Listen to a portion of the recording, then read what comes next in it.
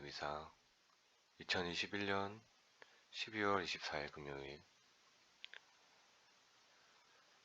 말씀의 초대. 다윗 임금님은 하나님의 궤를 보시 성전을 짓겠다고 한다. 하나님께서는 다윗에게 영원한 왕자를 약속하신다. 제1독서.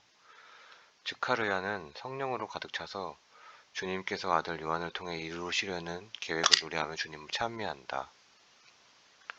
제1독서.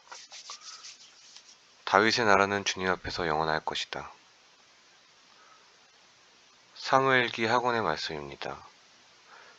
다윗 임금이 다시 궁의 자리를 잡고 주님께서 그를 사방의 모든 원수에게 평온하게 해주셨을 때이다. 임금이 나탄 예언자에게 말하였다. 보시오, 나는 향백나무 궁에 사는데 하나님의 궤는 천막에 머무르고 있어. 나탄이 임금님께 말씀하셨다. 주님께서 임금님과 함께 계시니 가셔서 무엇이든 마음대로 내키시는 대로 하십시오. 그런데 그날 밤 주님의 말씀이 나탄에게 내렸다. 나의 종 다윗에게 가서 말하여라. 주님이 이렇게 말한다. 내가 살 집을 네가 짓겠다는 말이냐?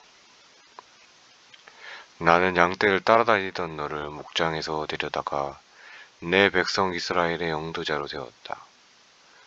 또한 네가 어디를 가든지 너와 함께 있으면서 모든 원수를 네 앞에서 물리쳤다. 나는 너의 이름을 세상 위인들의 이름처럼 위대하게 만들어 주었다. 나는 내 백성 이스라엘을 위하여 한 곳에 정하고 그곳에 그들을 심어 그들이 제자리에서 살게 하겠다. 그러면 이스라엘은 더 이상 불안해하지 않아도 되고 다시는 전처럼 불의한 자들이 그들을 괴롭히지 않을 것이다. 곧 내가 나의 백성 이스라엘에게 판관을 임명하던 때부터 해온 것처럼 나는 너를 모든 원수에게서 평온하게 해주겠다. 더 나아가 주님이 너에게 한 집안을 일으켜 주리라고 선언한다. 너의 날수가 다 차서 조상님과 함께 잠들게 될 때 네 몸에서 나와 네 뒤를 이을 후손을 내가 일으켜 세우고 그의 나라를 튼튼하게 하겠다. 나는 그의 아버지가 되고 그는 나의 아들이 될 것이다. 너의 집안과 나라가 네 앞에 영원히 굳건해지고 네 왕자가 영원히 튼튼하게 될 것이다. 주님의 말씀입니다. 하느님 감사합니다. 복음. 높은 곳에서 별이 우리를 찾아오셨다. 루카가 전한 거룩한 복음입니다. 그때 요한의 아버지 즈카르야는 성령으로 가득 차 이렇게 예언하였다. 주 이스라엘의 하느님께서는 찬미받으소서. 그분께서는 당신 백성을 찾아와 속량하시고 당신 종 다윗 집안에서 우리를 위하여 힘센 구원자를 일으키셨습니다. 당신의 거룩한 예언자들의 입을 통하여 예로부터 말씀하신 대로 우리 원수들에게서 우리를 미워하는 모든 자의 손에서 우리를 구원하시려는 겁니다. 그분께서는 우리 조상들에게 자비를 베푸시고 당신의 거룩한 계약을 기억하셨습니다.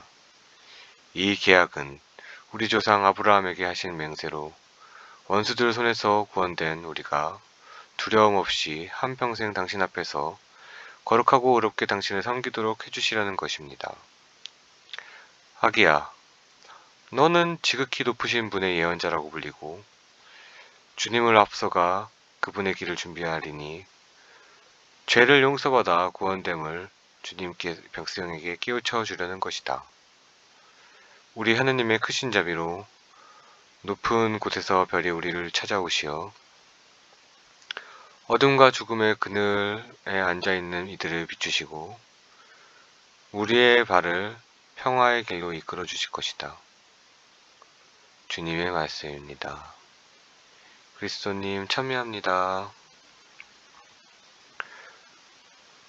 오늘 복음에서 요한의 아버지가 부르는 즈카르야의 노래는 유다계 그리스도인들 사이에서 유행하던 노래를 루카 복음사가 수집하여 세례자 요한의 출생을 기리는 노래로 만들었다고 알려져 있습니다.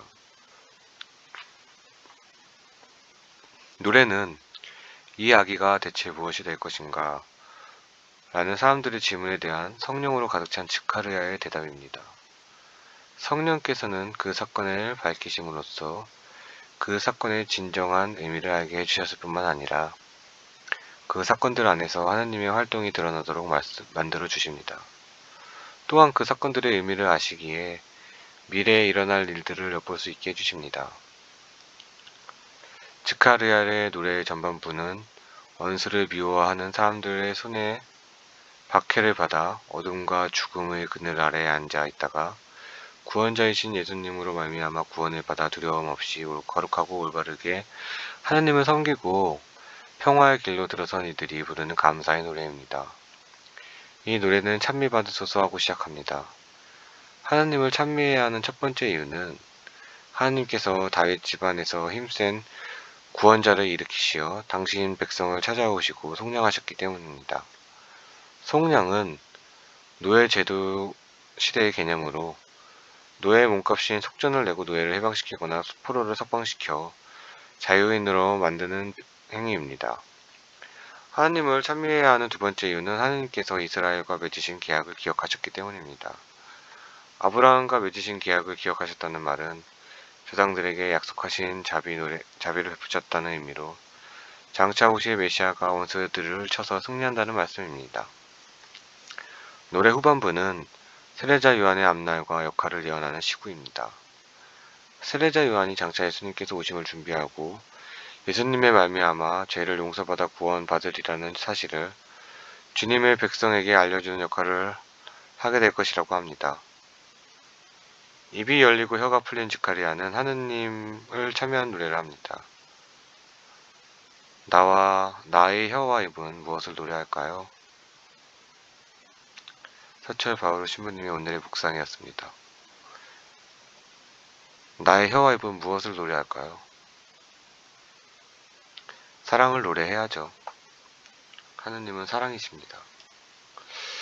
네, 오늘 여기까지 하고 있습니다.